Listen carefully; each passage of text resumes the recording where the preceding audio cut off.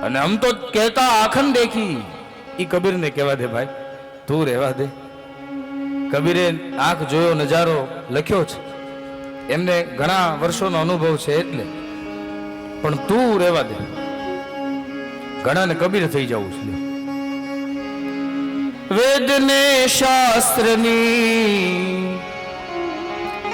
એ વાત ન જાણે અન કહે કે અમે મોટા જ્ઞાની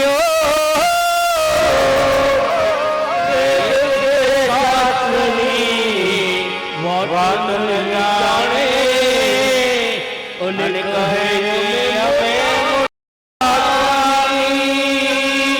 વેદ ને શાસ્ત્રની એ વાત ન જાણે કહે કે અમે મોટા જ્ઞાની વેદને વાત ન જાણે ને કહે કે અમે મોટા જ્ઞાની એ કહે છોટા આવા ઢોંગી ગુરુથી કહે છોટા મોયા ઢોંગી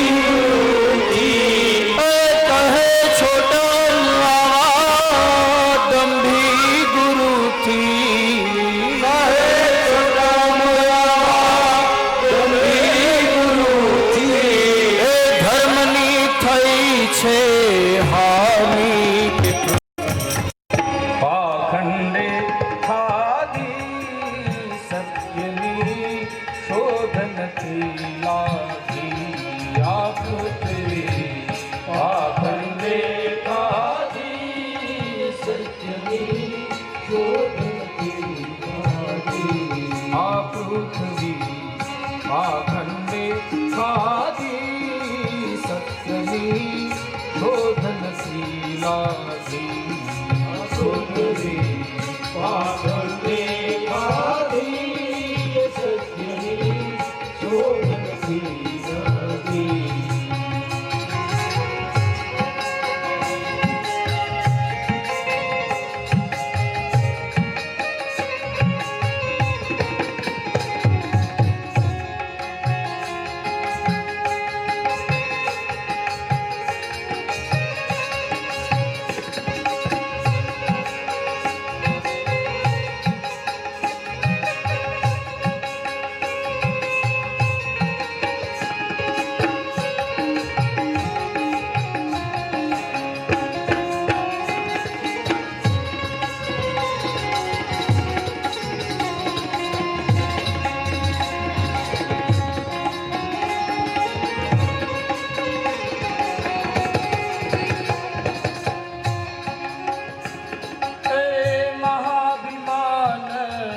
મટે નહીં ને મનથી માને હું બહુ મોટો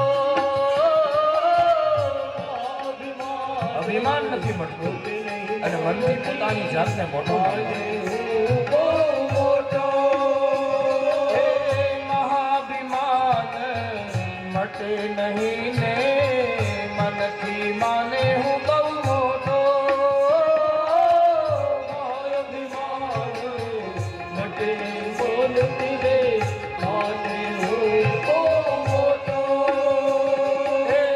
પ્રપંચ પર ધન હરવાનો એને હરવાનો પાખંડ પર ધન હરવાનો એને પાખંડ પર ધન હરવાનો ખેલ માંડ્યો છે બહુ ખોટો પાખંડે ખાધી સત્યની શોધન શીલાજી પાખંડે ખાધી સત્યની શોધન શીલાજી હે પૃથ્વી પાખંડે ખાધી સત્યની શોધન શીલાજી પૃથ્વી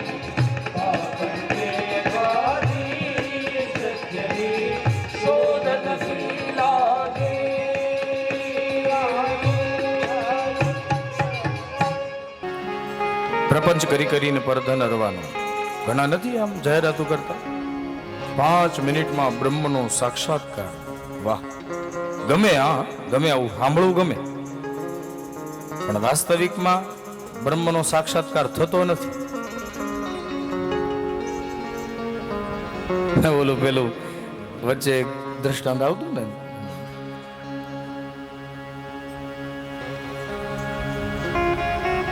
અમારે ભાવનગરમાં એક ભોજનાલય છે અને ત્યાં 10 રૂપિયામાં સરસ પૂરી શાક મળે. એમાં 12 ચોકેથી લખેલું 10 રૂપિયામાં સરસ પૂરી શાક મળશે. તેમાં કોઈ બિચારો ટીખડી હતો, એને સ કાઢી નાખ્યો. એટલે શું રહ્યું?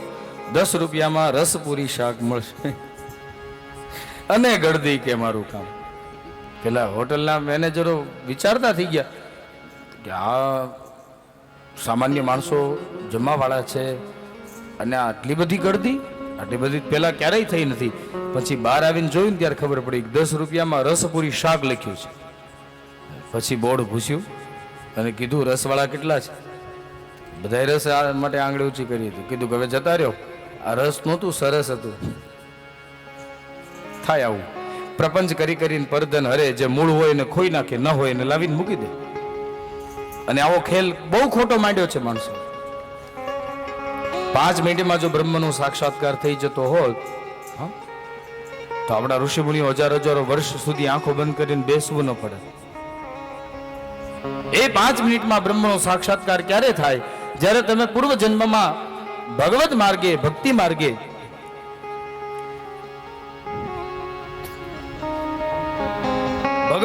અને ભક્તિ માર્ગે આગળ વધ્યા છો અને એ તમારો જન્મારો સંપન્ન થયો. તમે બીજા જન્મે જ્યારે અવતરિત થયા, તમને પૂર્વ જન્મ કૃત કર્મોની સ્મૃતિ થઈ કે હું અહીંયા અટક્યો તો મારે ત્યાંથી આગળ વધવાનું છે. આવી સ્મૃતિ થાય પછી સાક્ષાત્કાર સંભવ છે. બાકી નવી પાર્ટીમાં જો આંકડા પાડવાના હોય તો બ્રહ્મનો સાક્ષાત્કાર એમને સહેજે સંભવ નથી. વિષય વસ્તુનું નિરૂપણ કર્યું છે ભાગવતજીમાં. ધર્મ પ્રોજ્ય કઈ તવોત્ર પરમો. ભાગવતજીમાં ધર્મ સંબંધિત ચર્ચાઓ છે. પરમ ધર્મનું નિરૂપણ. ધર્મનું નિરૂપણ તો છે, પણ પરમ ધર્મ. નિર્મત્સરાણામ સતામ. સંતોને નિર્મત્સર કરવા માટેનું દિવ્ય ઔષધિ પ્રાપ્ત છે. વૈદ્યમ. આ ભાગવત ડોક્ટર પણ છે, વૈદ પણ છે. આપણે રોગી છીએ, ભાગવતજી વૈદ છે. આપણે કયા રોગી છીએ? ભવરોગના રોગી. ભવરોગ લાગુ પડ્યો છે અને ભવરોગને દૂર કરવા માટે આ ભવ ઔષધિ છે. પણ આ ઔષધિનો નિયમ એવો છે કે બીજી ઔષધિ છે ને મુખેથી પીવાની હોય, આ ઔષધિ કાનેથી પીવાની છે. કાનરૂપી પડિયામાં ઔષધિ પી અને હૃદયમાં રહેલા નારાયણની પૂજા કરવાની છે. તાપત્રયોન શિવદમ અસ્માકમ શિવદમ. કલ્યાણકારી, કલ્યાણદાયી આ ભાગવત ગ્રંથ જે 3 પ્રકારના તાપનું ઉન્મૂલન કરે છે. જે 3 પ્રકારના તાપ એટલે આપણે આગળ જોયા એ આદિદૈવિક, આદિભૌતિક અને આધ્યાત્મિક. એમાં આદિદૈવિક તાપ એટલે જે વસ્તુ પ્રાપ્ત નથી થઈ તે વસ્તુ પ્રાપ્ત કરવાની જિજ્ઞાસા, એનું નામ આદિ. વ્યાધિ, શરીરમાં જે રોગો લાગુ પડ્યા છે, આ શરીરના જે રોગાનું મહત કારણ, એનું નામ છે વ્યાધિ. અને ઉપાધિ એટલે પ્રાપ્ત થયેલી વસ્તુથી કંટાળીએ પછી એમાં આપણને વૈરાગ થઈ જાય, એનું નામ ઉપાધિ. તમને મોહનથાળ બહુ ભાવે છે, પીરસણિયા પીરસવા નીકળ્યા, પીરસતા પીરસતા જતા હોય એટલે આપણને એમ થાય કે આ મોહનથાળ લાઈન બહુ લાંબી છે અને બીજી વાર આવતા વાર લાગશે. એટલે જેવો નજીક આવે ને, એ ભાઈ 5 મૂકજે, 5. પેલો 5 બટકા મૂકી જાય.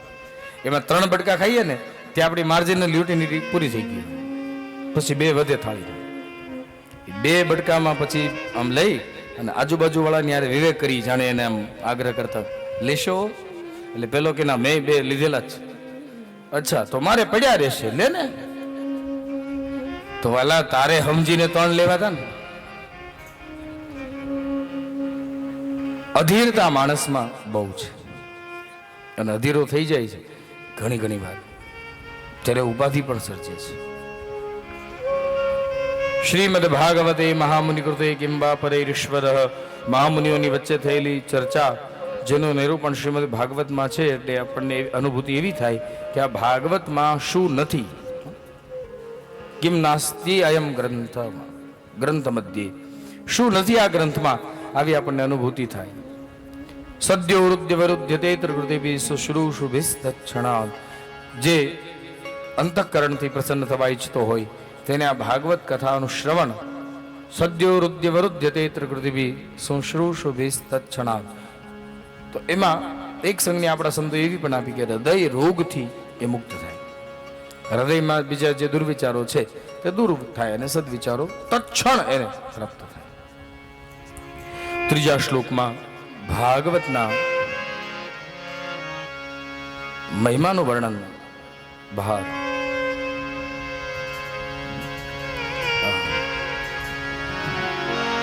રાગ બહાર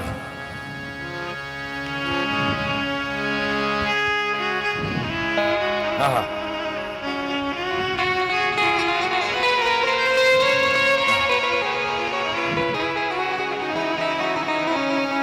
નિગમ કલ્પતરોર્ગલિતમ ફલમ, નિગમ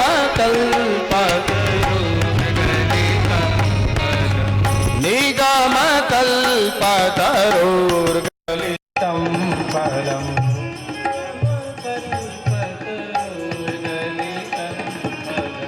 શુકમુખાદમૃતદ્રવ સંયુતમ,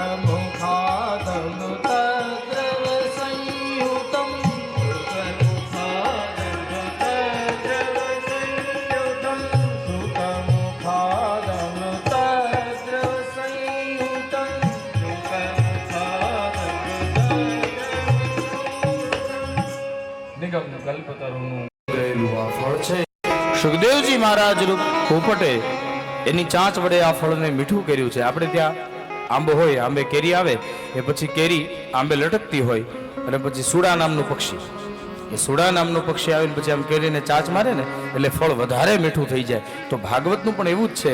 આ ભાગવત રૂપ જે આંબાની કેરી છે, એ આંબાની કેરી વેદ વ્યાસજીએ આ કથાને દિવ્ય બનાવી, પણ એ કથા ભવ્ય હતી, ભવ્ય હતી. કેમ કે ભગવાનની વિભૂતિઓનું વર્ણન કઈ સામાન્ય ન હોય.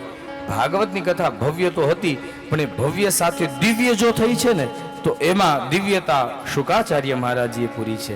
એટલા માટે શુકમુખાદ અમૃત દ્રવ સંયુતમ, માટે પીબદ ભાગવતમ રસમાલયમ, આ રસ નહીં પણ રસનું આલય છે, એને પી અને મુહુરહો રસિકા ભુવિ ભાવુકા. હે રસિક ભાવુક ભક્તજનો, તમે ભગવાનની આ કૃપાને પ્રાપ્ત કરનારા બનો. 3 શ્લોકમાં ભાગવતના મંગલાચરણનું વર્ણન કર્યું છે. પછીના શ્લોકમાં નૈમિષારણ્યને વંદન કર્યા છે. પહેલા પણ નૈમિષારણ્યને વંદન, અત્યારે પણ નૈમિષારણ્ય વંદન. આપણે ગઈકાલે જ સમજ્યા, નૈમિષારણ્ય કોઈ ભૂમિ નથી, પણ આપણા મનની ભૂમિકા છે. મન જ્યારે પ્રવૃત્ત થાય ભાગવત કથામાં, ત્યારે આપણને આવી દિવ્ય કથા શ્રવણ કે કથનનો લાભ મળતો હોય છે. પ્રકૃતિ લયમાં ચાલે છે, પ્રકૃતિ તાલમાં ચાલે છે. તો પ્રકૃતિ લયમાં ચાલતી હોય તો પ્રકૃતિને બનાવનારો પરમાત્મા એ કેમ લઈ ચૂકી શકે, એ કેમ તાલ ચૂકી શકે?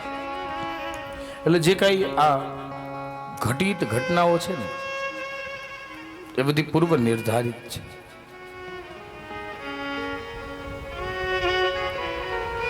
હે રસિકજનો, તમે આ દિવ્ય કથાનું શ્રવણ કરો. નૈમિષે નિમિષ ક્ષેત્રે રસ શૌનકાદય સર્વ સત્રમ સર્ગાય લોકાય સહસ્ત્ર માસત. 1000 વર્ષનું દિવ્ય સહસ્ત્ર વર્ષનું સત્ર લઈ અને ત્યાં ઋષિમુનિઓ ઉપસ્થિત થયા છે. એક દિવસની વાત છે. પ્રાતઃ અગ્નિહોત્ર આદિક કર્મ દ્વારા અગ્નિહોત્રાદિક કર્મનું સમાપન કરી અને ઋષિમુનિઓ ભેગા થયા છે. સુત પુરાણી ને વ્યાસપીઠ પર બેસાડ્યા છે, પોતે સાંભળવા બેઠા છે. સંખ્યા 88,000 ની બતાવી. 88,000 ઋષિમુનિઓ ત્યાં કથા સાંભળે છે, પણ ત્યાં શાંતિ બહુ છે. ત્યાં ટાચણી પડે તો પણ અવાજ આવે, આટલી શાંતિ છે. આનો અર્થ એ કે આ કથામાં બેઠા હોઈએ ત્યારે બને એટલી શાંતિ જાળવે. બાકી અશાંતસ્ય કુતઃ સુખમ. અશાંત છે અને સુખ નથી. શાંત છે એ જ સુખની અનુભૂતિ કરી શકે છે. બાકી અશાંતસ્ય કુતઃ સુખમ. અશાંત અને સુખ નથી. અને હવે ઋષિ મુનિઓએ પ્રશ્નો પૂછ્યા છે. 6 પ્રશ્નો પૂછાયા.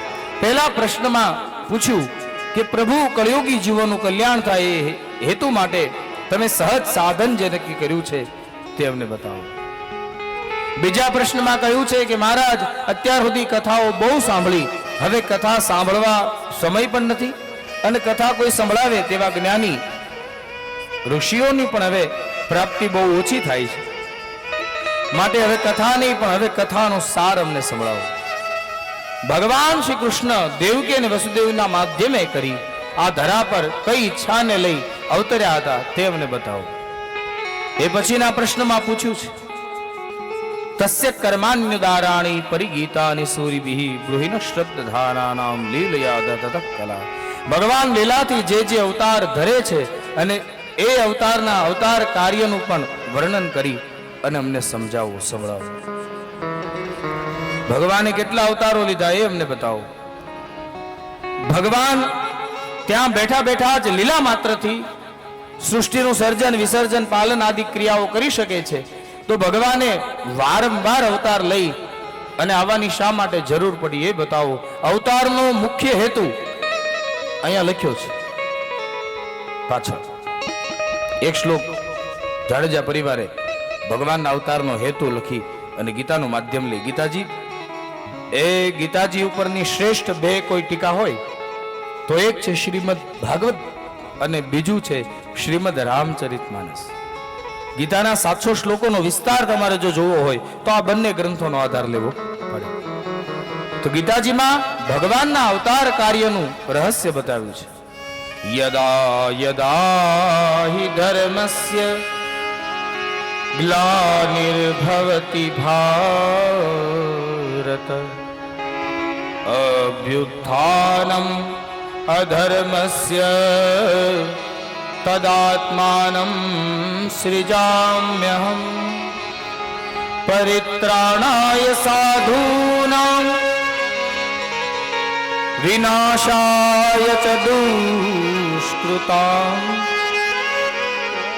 ધર્મ સંસ્થાપનાર્થાય સંભવામિ યુગે. ધર્મ સંસ્થાપનાર્થાય સંભવામિ યુગે. ભગવાનના અવતારોનું પ્રયોજન બતાવો, ભગવાનના રાજ્યનું પ્રયોજન બતાવો. અને પછી પૂછ્યું છે,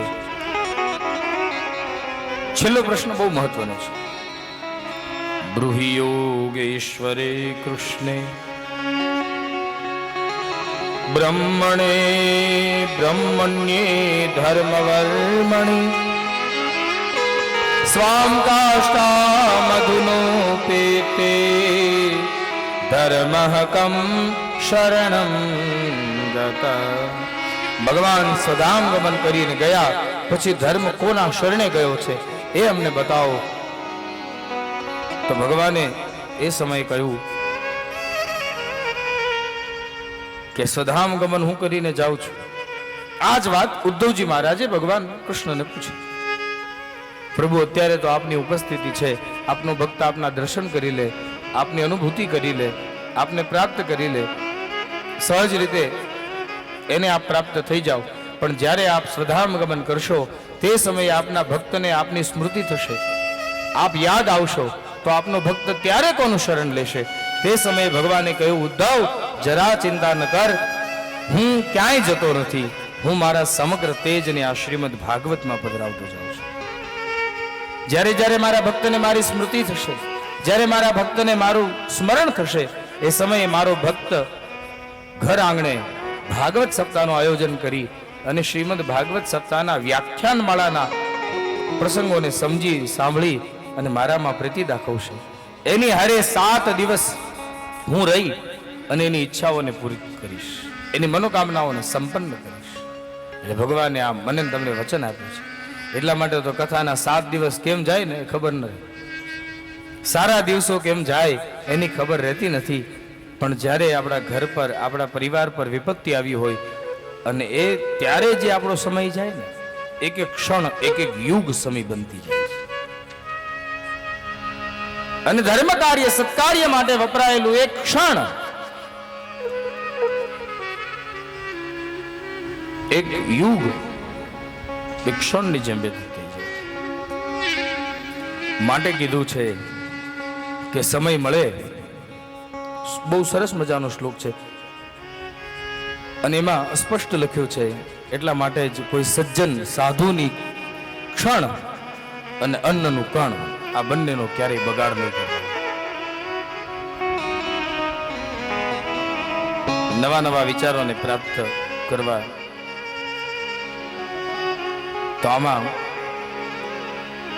ઋષિઓના પ્રશ્નોને સાંભળી પોતાના ગુરુને પ્રણામ કર્યા છે. સ્વાનુભાવમ અખિલેશ્વરી સારમેક અધ્યાત્મ દીપ મદતીર્થ શાંતમોંધમ સંસારિણા કરુણયાહ પુરાણ ગય્યમ તમ વ્યાસ સૂનુભયામિ ગુરુમ મુનિનામ.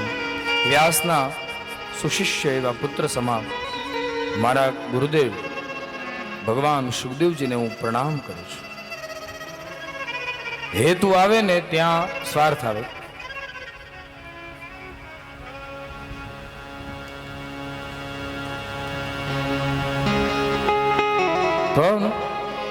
અહેતુકી અપ્રતિહતામ તતો ભક્તિ હૃદોક્ષજી. ભગવાનની જે ભક્તિ છે એમાં અહેતુકી ભક્તિ છે. હેતુ વગર તો હેત આપણો પરિવાર આપણને કરતો નથી, પણ કોઈ હેતુ વગર આપણને કોઈ હેત કરતું હોય તો એ શ્રી હરિ છે. હેતુ વગર હેત કરે, કોઈ સ્વાર્થ નહીં, છતાંય આપણને પ્રીત કરે. આપણે ભગવાનને નિમંત્રણે નથી આપ્યું, છતાંય આપણી ભેગો રહીને બધા કાર્યમાં આપણો સાક્ષી બને. અને એ તો સાચું છે, ભગવાન આપણી હારે રહીને બધા કાર્ય કરાવે. બાકી એકલા આપણાથી કઈ પાંદડું હલે એમ નથી. આ તો એની કૃપા છે એટલે આ લીલા લહેર કરીએ, કથા કહીને, કથા સાંભળીને, કથાના શબ્દોને હૃદયમાં ઉતારીને, કથાના શબ્દોને જીવનમાં ઉતારીને.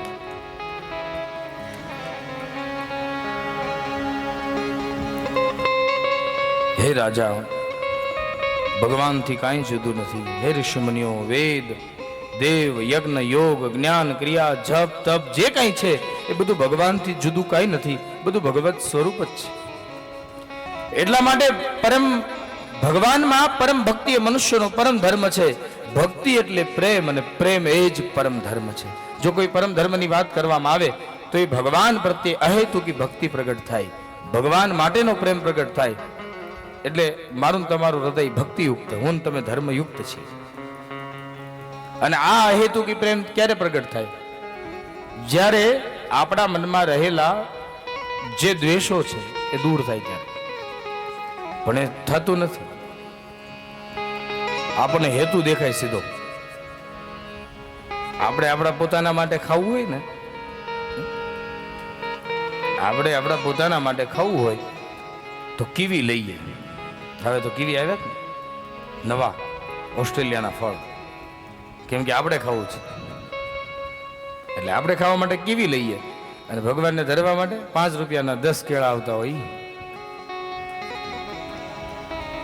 એ પાછા લારી વાળાને કહી રાખ્યું હોય, હું અહીંથી નીકળું એટલે તમારે કાઢી જ રાખવાના, ભગવાનને ધરવાના હોય ને. પાછા બોલે એવું ભગવાનને, અને ઓલો વેપારી એવો ભગવાનને ધરવાના સસ્તા કાઢી રાખે. લે આપણો ભગવાન એટલો બધો સસ્તો છે. તમે જૈનો જુઓ, જૈનો પોતાના મંદિરમાં જશે ને તો મંદિરમાં મોડી વસ્તુ નહીં લઈ જાય. અરે એને ત્યાં ખંડિત ચોખો નીકળ્યો ને તો આખી ચોખાની થેલી પાછી જાય કે અખંડ ચોખા આપો. ખંડિત ચોખા માટે ને ધરવા પ્રભુને. ધન્યવાદ છે એને ધર્મ ફળે, કેમ કે એને હેતુ ભગવાનનો છે. અને આપણે ગમે તે થાય તો પૂજારી બાપા લઈ જાય ને, પછી કાં તો બ્રાહ્મણ લઈ જાય ને. બસ આપણે બ્રાહ્મણ પૂજારીમાં અટકીએ છીએ. ભગવાન માટે આપણે ધરીએ છીએ આવો ભાવ હૃદયમાં રાખતા નથી. કોઈ પણ વસ્તુ ગમે તે કરીએ પણ ભગવાન માટે કરું છું આવો ભાવ રાખશો તો એ વસ્તુ સસ્તી નહીં આવે, નબળી નહીં આવે, મોડી નહીં આવે. અને સસ્તું સારું નથી હોતું. આવું આપણે માનીએ. તે ઘણા તો મોંઘા બ્રાન્ડેડ બધી શર્ટ ને આમ તેને બધું વસ્તુ પહેરતા હોય, એને મોડું ફાવે નહીં, કેમ કે સસ્તું મોડું આવે. પણ ઘણી વાર સસ્તું પણ એવું સારું આવતું હોય છે જે મોંઘાને પણ પાછું પાડે. અહેતુ કી ભક્તિ ભગવાન નારાયણ સિવાય બીજું કોઈ કરી શકતો નથી. જ્યારે હૃદયની ગ્રંથિ ભેદિત થાય, સંશયોનો નાશ થાય, ત્યારે ભગવાનની ભક્તિ પ્રાપ્ત થાય છે. હે ઋષિમુનિઓ, તમારો પ્રશ્ન તો ભગવાને કયા અવતારો ધારણ કરી, કઈ લીલાઓ કરી, હવે એ તમને સંભળાવું, સાંભળો. સૌથી પહેલા ભગવાન આદિ નારાયણ, એમાંથી ભગવાને પહેલો અવતાર સનક, સનંદન, સનાતન અને સનત કુમારોનો લીધો. એ અવતારમાં ભગવાનનું ભગવત કાર્ય એ હતું કે ધર્મનો અને ભક્તિનો પ્રચાર પ્રસાર થાય. તો એ સનક, સનંદન, સનાતન અને સનત કુમારોના રૂપમાં ભક્તિના પ્રચાર માટે તપ કરી અને આ ધરા પર અવતરિત થઈને ભગવાને પહેલો અવતાર સંપન્ન કર્યો છે. બીજો અવતાર ભગવાને લીધો વરાહ રૂપે. હિરણ્યાક્ષ નામનો દૈત્ય પૃથ્વીને રસાતળમાં લઈ ગયો હતો. એ રસાતળમાંથી પૃથ્વીને છોડાવી પોતાની મૂળ જગ્યાએ સ્થાપિત કરવા ભગવાન હિરણ્યાક્ષને મારવા વરાહ રૂપ ધારણ કર્યું. શુકર બન્યા ભગવાન. ત્રીજા અવતારમાં ભગવાન નારદ બન્યા છે. નારદ બની અને ભક્તિનો પ્રચાર અને પ્રસાર કર્યો છે. ચોથા અવતારમાં ભગવાન નર અને નારાયણ બની બદ્રિકાશ્રમ ક્ષેત્રમાં જઈ અને ભગવાને તપશ્ચર્યાને મહત્વ આપી અને આ લોકમાં પોતાનું અવતાર કાર્ય સંપન્ન કર્યું છે. પાંચમો અવતાર તે કપિલનો છે. કપિલ મુનિએ સાંખ્યનો પ્રચાર કરવો હતો. માને માધ્યમ બનાવીને સાંખ્યનો પ્રચાર કર્યો છે. માને એટલી સરળ ભાષામાં ભગવાને સાંખ્ય ભણાવ્યું તે માને એ સાંખ્ય હાડોહાડ ઉતરી ગયું. છઠ્ઠા અવતારમાં ભગવાન અત્રિ અને અનસૂયાને ત્યાં દત્તાત્રેય બનીને આવ્યા છે. સાતમો અવતાર ભગવાનનો રુચિ અને આકૃતિ દ્વારા યજ્ઞ નારાયણ સ્વરૂપે. આ યજ્ઞ નારાયણ એના પત્ની છે દક્ષિણા. એટલા માટે બ્રાહ્મણો યજ્ઞ કરવા આવે, યજ્ઞ કરવા આવેલા બ્રાહ્મણોને જ્યાં સુધી તમે દક્ષિણા ન આપો ત્યાં સુધી તમારો યજ્ઞ સંપન્ન થતો નથી. આઠમા અવતારે ભગવાન નાભી અને મેરુદેવી દ્વારા ઋષભના રૂપમાં અવતરિત થયા, જેને પોતાના પુત્રોને પોતાની પ્રજાઓને ઉપદેશ આપ્યો. ઇન્દ્રને આવેલા અહંકારને દૂર કરી ઇન્દ્રની પુત્રી જયંતી હારે પરણી અને ઋષભદેવે પોતાના વંશનો વિસ્તાર કર્યો છે. નવમા અવતારે ભગવાન પૃથુ બન્યા. ધરતી, બીજ, ઔષધિ, વનસ્પતિ બધું ગળી ગયેલી, એની પાસેથી બધું પાછું લાવવા માટે ભગવાને પૃથુ અવતાર ધારણ કર્યો. દસમા અવતારે ભગવાન મત્સ્ય બન્યા છે. સત્યવ્રત સમેત નૌકામાં રહેલા ઋષિ મુનિઓ વેદ, ઉપનિષદ આદિકની રક્ષા કરી છે. 11મા અવતારે ભગવાન કચ્છપ બન્યા છે. મંદરાચલ પર્વત ધારણ કરી દેવ અને દાનવના સમુદ્ર મંથનમાં પ્રભુએ સહાય કરી છે. 12મો અવતાર તે ધન્વંતરી, જે અવતારમાં ભગવાન અમૃતનો કુંભ લઈ પ્રગટ થયા, જેથી કરી દેવતાઓને અમૃત પાઈ શકે. 13મો અવતાર છે મોહિનીનો. અમૃત હાથમાં આવતા દૈત્યો બહેકી ગયા.